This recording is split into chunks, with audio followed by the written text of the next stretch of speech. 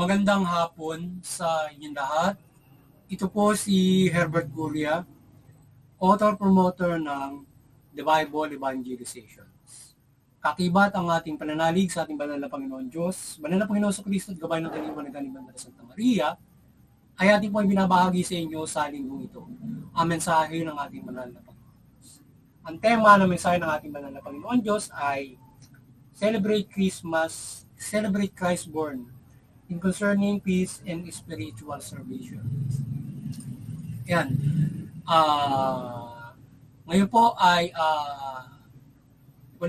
pabasahin ko sa inyo ang mga mensaheng ito mula po sa Bagong Tipan ng Mabuting Balita na paghahari ng ating banal na Panginoon sa pamamagitan ng banal na Panginoong Jesucristo. Ayon po dito kay Apostol San Lucas, Kabanata 1, talatang 30 hanggang 35 at 38. Ito po ang mensahe. Kaya't sinabi sa kanya ng anghel, "Huwag kang matakot, Maria, sapagkat kinalulugdan ka ng Diyos. Makinig ka, ikaw ay maglilihi at manganganak ng isang lalaki, at siya'y pangangalanan mong Jesus. Siya'y magiging dakila at tatawaging anak ng Diyos ng katataas-taasan. Ibibigay sa kanya ng Panginoon Diyos ang trono ng kanyang amang si David. Maghahari siya sa angkan ni Jacob magpakailanman, at ang kanyang paghahari ay walang hanggan." Sumagot si Maria, "Paano mangyayari ito ngayong ako'y dalaga?" Tanong ni Maria. Sumagot ang anghel, bababa sa iyo ang Espiritu Santo at nililiman ka ng kapangyarihan ng kataas-taasan. Kaya't banal ang ipapanganak mo at tatawaging anak ng Diyos. Ako'y alipin ng Panginoon, mangyayari sa akin ang iyong sinabi, at nilisan siya ng anghel. Pupatuloy po natin kay Apostol San Lucas pa rin, Kabanata 2, talatang 8 hanggang 14. Ito po yung mensahe. Sa lupaing ding yaon ay may pastol na nasa parang nagpupuyat at nagbabantay ng kanilang mga tupa. Biglang lumitaw sa harapan nila ang isang anghel ng Panginoon at lumaganap sa paligid ang taksisilaw na kaniningan ng Panginoon. Natakot sila ng gayon na lamang, ngunit sinabi sa kanila ng anghel, "Huwag kayong matakot, ako'y may dalang mabuting balita para sa inyo, magdudulot ng malaking kagalakan sa lahat ng tao. Sapagkat isinilang ngayon sa bahay ni David ang inyong tagapagligtas, ang Kristong Panginoon. Ito ang palatandaan. Matatagpuan ninyo ang isang sanggol na nababalot na lampin at nakahiga sa sabsaban." Biglang lumitaw sa tabi ng anghel ang isang malaking hukbo ng kalangitan na nagpupuri sa Diyos.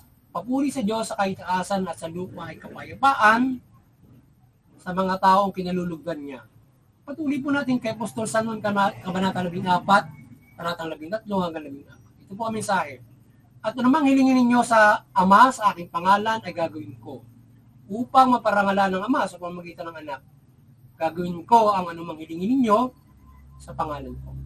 Ito po ang mensahe at salita ng ating banal na Panginoon Diyos sa ating pagbabahagi ng mabuting balita dito sa The Bible Evangelization ng ating pag-ibanghelyo. Ating pasalamatan ng ating banal na Panginoon Diyos, banal na Panginoon Kristo at banal na Espiritu Santo. Maraming salamat po, banal na Panginoon Diyos, banal na Panginoon Kristo at banal na Espiritu Santo. Ngayon naman ay paliliwanag ko po sa inyo ang mga mensaheng ito mula po sa tema na Celebrate Christ Born in concerning peace and spiritual salvation. Yan. Nais pong ipabatid sa atin ng ating banal na Panginoon Diyos sa pamamagitan ng banal na Panginoon Kristo dito sa mabuting balita na kanyang inihayag, na ating ibinabahagi sa atin na sa inyo ngayon, na nais niya na ang sangkatauhan ay sa kanilang selebrasyon na ginagawa sa pagsilang ng ating banal na Panginoon Kristo, kagaya ng Kapaskuhan na ginagawa ng Kristiyano Katoliko, na ipagdiwang natin ito partikular sa pamamagitan ng pagpapalaganap ng kapayapaan.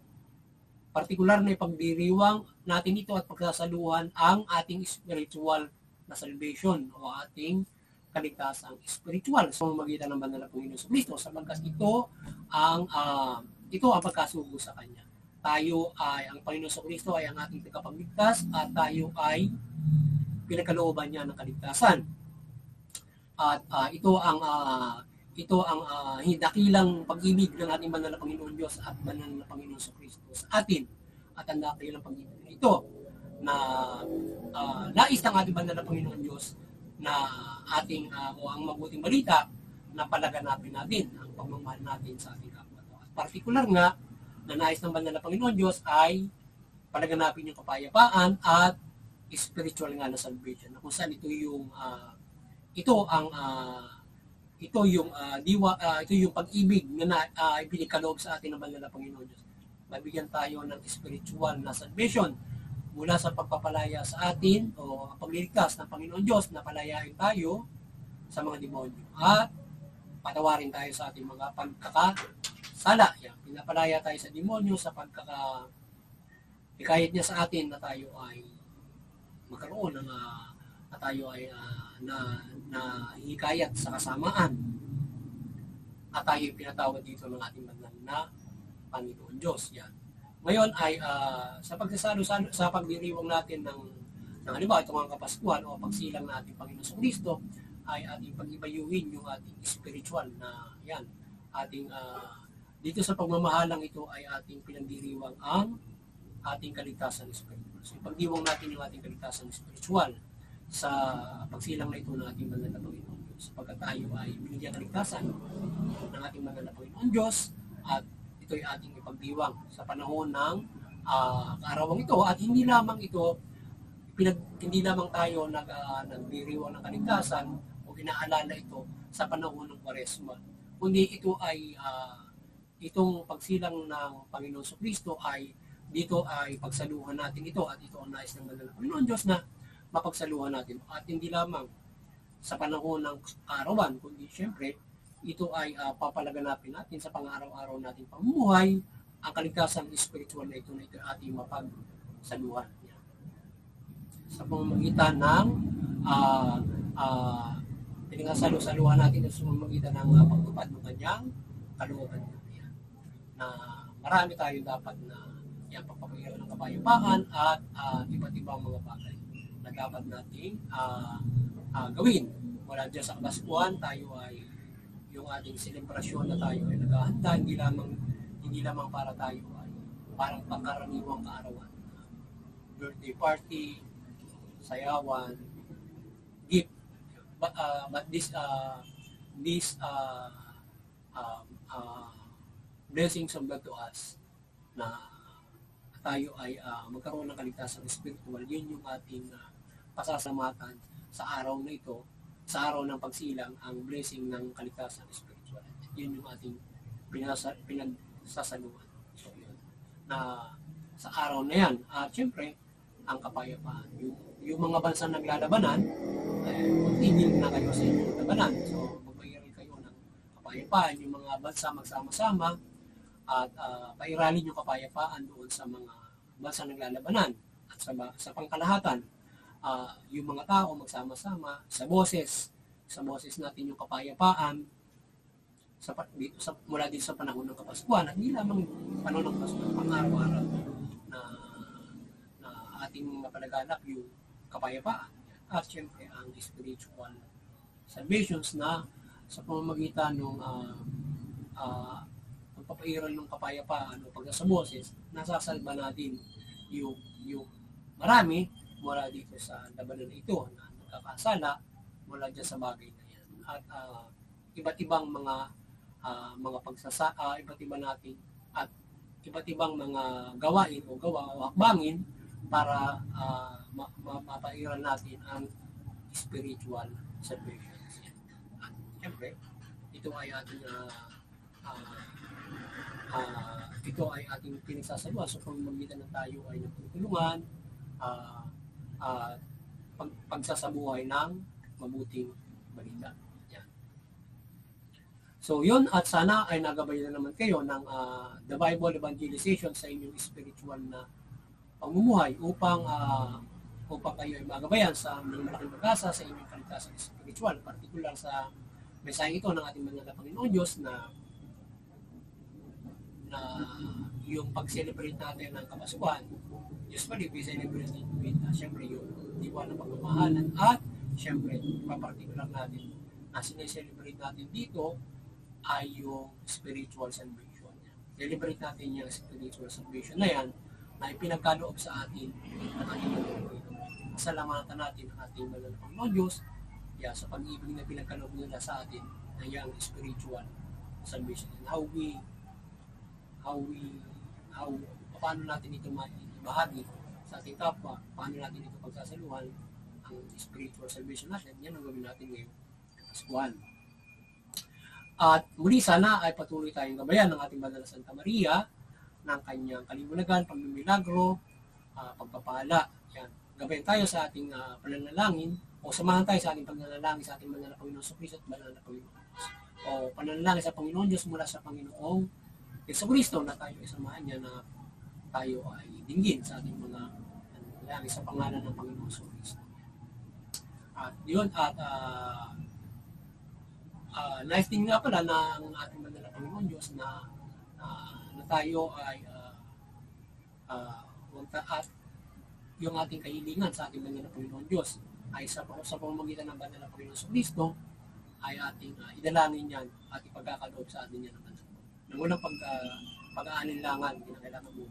At kinakailangan ay pagsisiyan nyo ang pagkakasala ninyo at iwasan nyo yung magkasala para dinit tayo ng ating Banal na Panginoon Diyos sa ating panalangin at patuloy tayo niyang gabayan. Yan. At doon sa Interfaith Unity, patuloy tayong magkaisa. At unawain natin yung ating mga reliyon. Ang hindi tayo nauwi sa digmaan, karasan, yan.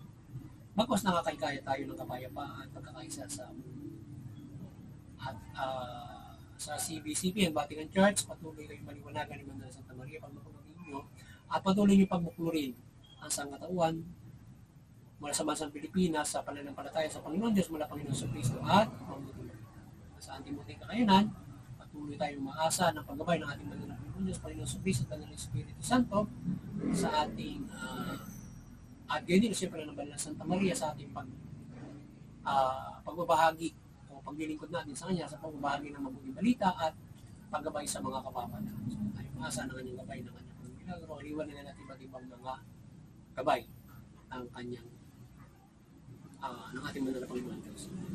At doon sa mga kapamahalaan, kayo ay maliwanagan at patuloy kayong mamahala ng mabuti, matuwid. Tugunin niyo yung karapatan ng tao. At payori kayo ng patas na justisya.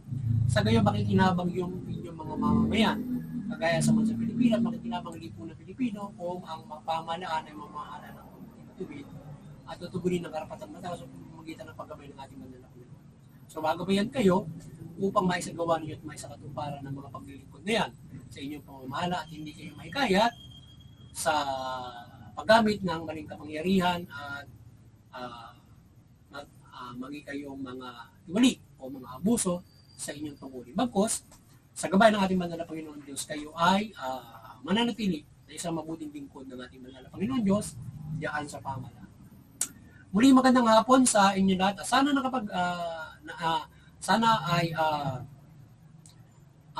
naibahagi na naman natin sa inyo ang salita ng ating Banal na Panginoon Diyos at kayo ay mahikayat na taliman ito. Magandang hapon sa inyo lahat at God bless you. Muli, advance Merry Christmas sa lahat mula dito sa bansang Pilipinas at sa buong at naway ating boses doon sa mga bawat kapamahalaan na naglalabanan o mga lugar na naglalabanan at mga bansa. Sana kayo ay maliwanagan at kayo ay magtigil sa inyong paglalabanan. Ano man ang sigalutan, daanin niyo ito sa mapayapang usapan at kayo ay magkaroon ng kaligtasan espiritual mula dito sa inyong pagpapairan ng kapayapaan at sa diwa ng Kapaskuhan ay na inyong malaman na ang kaligtasan espiritual na pinagkaloob sa atin ng ating Banal na Panginoon Diyos na tayo ay binigyan ng pag-asa para dito. Kaya isabuhay natin ang kalooban ng ating Banal na Panginoon Diyos para tayo ay lubusan na pagkaroon ng kaligtasang espiritual mula dito sa pagpapalaya niya sa atin sa mga demonyo at pagpapatawad sa ating pagkakasala. Magandang hapon sa inyo lahat.